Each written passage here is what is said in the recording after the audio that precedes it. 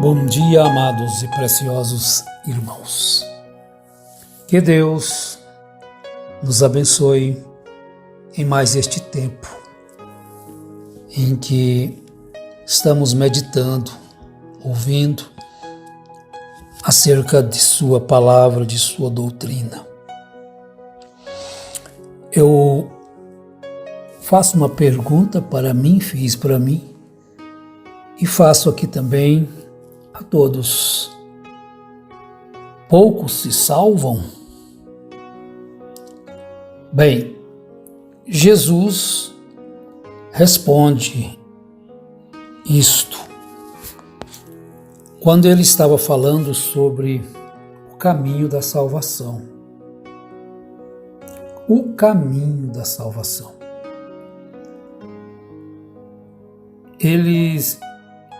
E vou tomar a escritura de Lucas, capítulo 13, verso 22. Passava Jesus por cidades e aldeias, ensinando e caminhando para Jerusalém. E alguém lhe perguntou: Senhor, são poucos os que são salvos?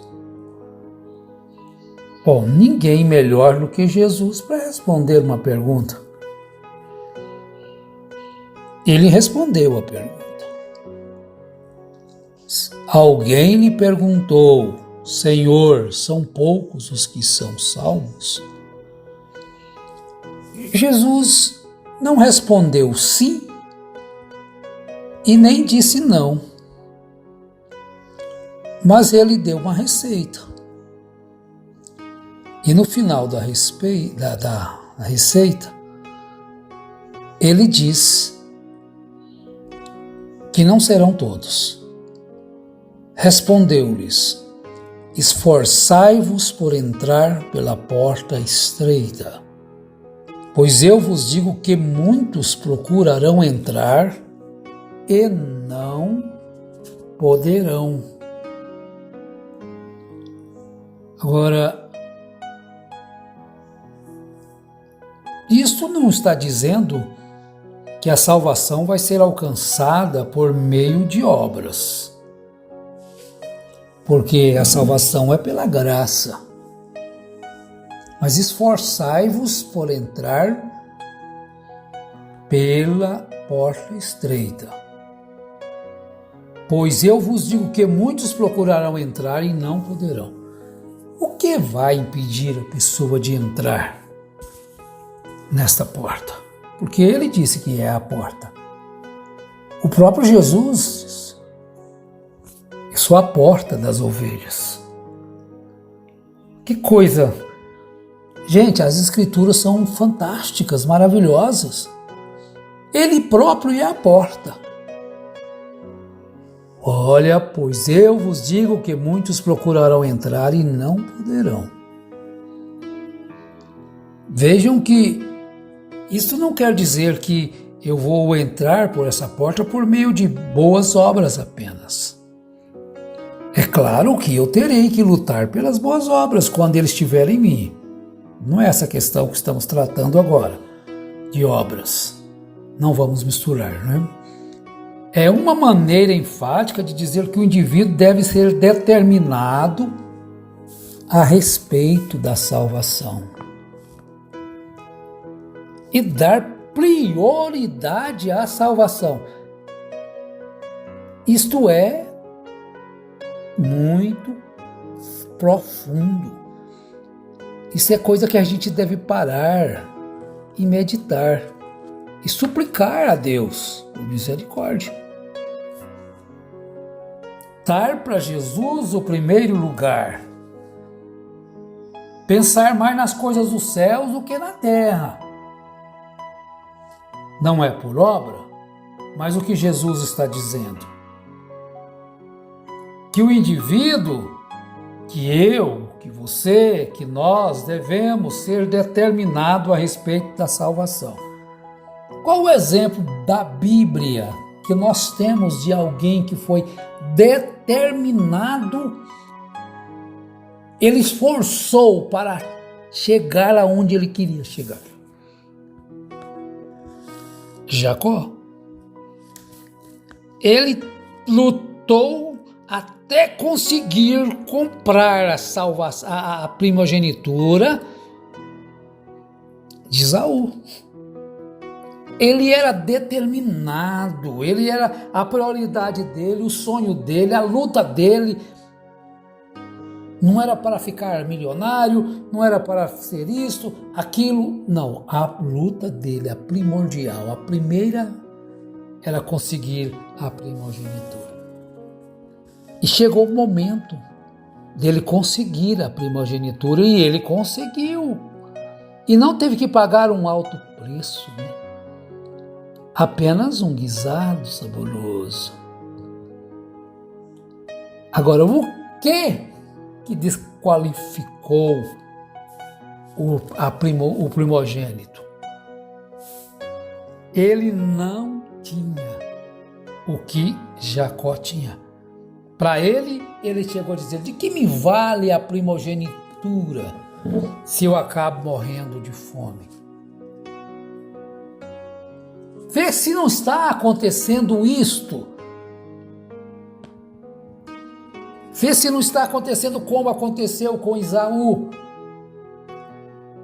Salvação está aí, mas eu tenho que aproveitar a vida porque eu vou morrer. Você não vai morrer se você aproveitar a vida com Jesus. A vida com Jesus não é o que você pensa. É porque você, às vezes, não compreendeu que o jugo de Jesus é suave. O fardo dele é leve. Então, o Esaú achou pesada a primogenitura. O que me vale isso? É melhor trocar, que eu estou com fome. Eu estou com vontade de pecar. Um mundo de tantas mulheres bonitas, tantos homens bonitos, de tanto isto, de tantos prazeres. Mas qual que é a sua determinação, irmão e irmã, a respeito da salvação? Você pode trocar ela por quê? Que dará o homem para a aquisição da salvação? O que você pode fazer? Determinação. Ser determinado. Dar a Jesus o primeiro lugar, dar a doutrina dos apóstolos, dos profetas em primeiro lugar. Então veja agora um outro detalhe muito importante. Quando o dono da casa se tiver levantado e fechado a porta, e vós do lado de fora começardes a bater, dizendo: Senhor, abre-nos a porta, ele vos responderá: não sei de onde sois. Quando Esaú sentiu a necessidade de ser abençoado por Jacó, ele chegou atrasado, a porta estava fechada. Aí ele chorou, aí ele berrou, aí ele gritou, aí ele gesticulou. Aí o ódio tomou conta no seu coração, queria matar a Jacó. Mas estava tudo na mão dele. Mas ele não valorizou, ele não teve aquilo como algo, ele não era determinado que aquilo era tudo, era a melhor coisa que ele poderia ter, a bênção. Não tem nada que você, que eu, que nós podemos ter aqui nesta vida de peregrinação. Nada maior do que a bênção da salvação, a bênção de Deus, do Pai. Você tem que ser determinado em alcançar esta bênção. Você tem que renunciar muitas coisas, passar fome, tem que passar fome, passe fome. Mas seja determinado. Tem que andar? Ande. Tem que nadar? Nade. E siga até alcançar. Quando o dono da casa se tiver levantado e fechado a porta, e vós do lado de fora começardes a bater, dizendo: Senhor, abre-nos a porta. Ele vos responderá: não sei de onde sois. Então direis: comíamos e bebíamos na tua presença, ensinavas em nossas ruas? Mas ele vos dirá: não sei de onde vós sois, apartai-vos de mim, vós todos os que praticais a iniquidade.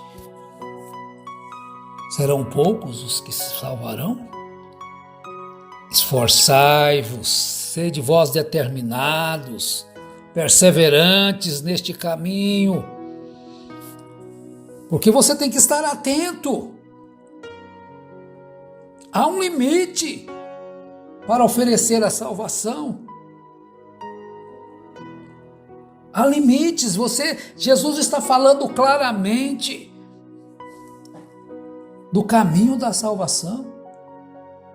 E ele deve entrar nele.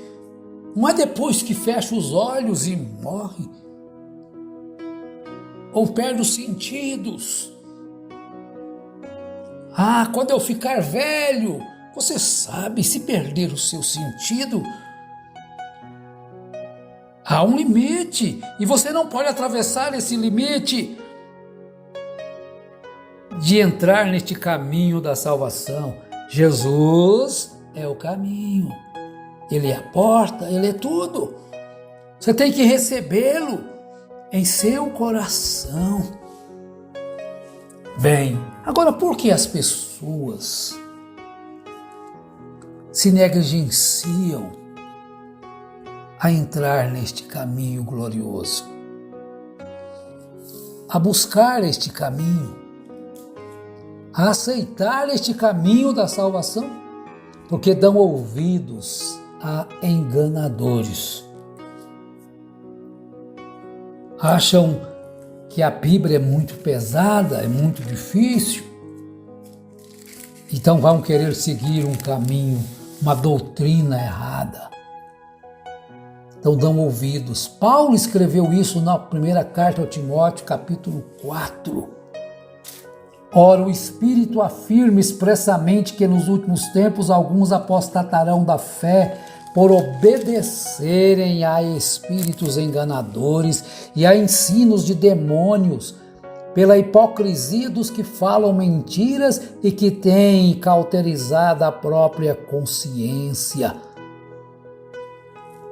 Chega um ponto que a consciência é cauterizada e eles não podem mais ouvir os conselhos de Deus. Eles se endurecem e não podem mais ouvir os conselhos de Deus. E seguem as pessoas enganadoras, são enganados e seguem por este caminho. Por quê? Acham que a Bíblia não é suficiente, que Jesus não é suficiente, tem que seguir a um outro líder que acha que sabe mais. Outros pensam que são já alguma coisa, quando na verdade não são nada. Na carta aos Gálatas, no capítulo 6, verso 3, vamos ver se nós realmente podemos compreender e ver aonde nós estamos, o que realmente somos, se realmente temos recebido esta graça em nossos corações, porque talvez nós podemos estar enganando a nós mesmos. Nós estamos enganando a nós, pensamos que somos uma coisa e não somos. Pensamos que somos cristãos, mas não estamos agindo como cristãos, então não somos cristãos. Não estamos tratando as coisas de Deus como cristãos, não estamos tratando os nossos irmãos como diz a palavra. Agora, se alguém julga ser alguma coisa e não sendo nada, a si mesmo se engana.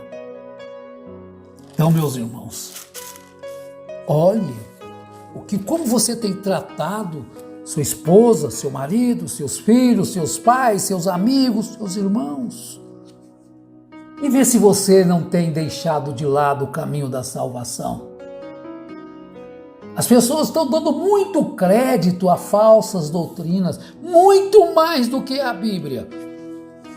Alguém chegar a dizer que a Bíblia não vale nada sem uma tal mensagem? Isso é uma aberração. Estão dando mais crédito a um ensino errado do que a Bíblia Sagrada. Efésios 4,14. Olha, para que não sejamos como meninos agitados de um lado para o outro, levados ao redor por todo o vento de doutrina, pela artimanha dos homens, pela astúcia com que induzem ao erro.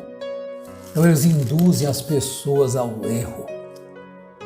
E endurece os seus corações. E a verdade não pode mais entrar nos seus corações.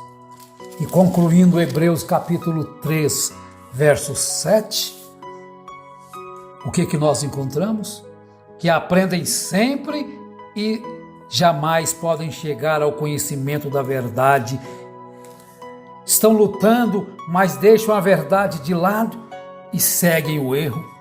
São homens de todo corrompidos na mente, réprobos quanto à fé. Eles, todavia, não irão avante, porque a sua insensatez será toda evidente, como também aconteceu com a daqueles. Mas, meus amados irmãos, devemos analisar, examine-se, pois, o homem a si mesmo. É o que nós temos que fazer, examinarmos a nós mesmos e ficar com as Escrituras, porque toda a Escritura é inspirada por Deus, é útil para o ensino, para a repreensão, para a correção, para a educação na justiça, a fim de que o homem de Deus seja perfeito e perfeitamente habilitado para toda boa obra. Meus irmãos, Deus vos abençoe. Minhas irmãs, Deus vos abençoe. Em nome de Jesus Cristo. Amém.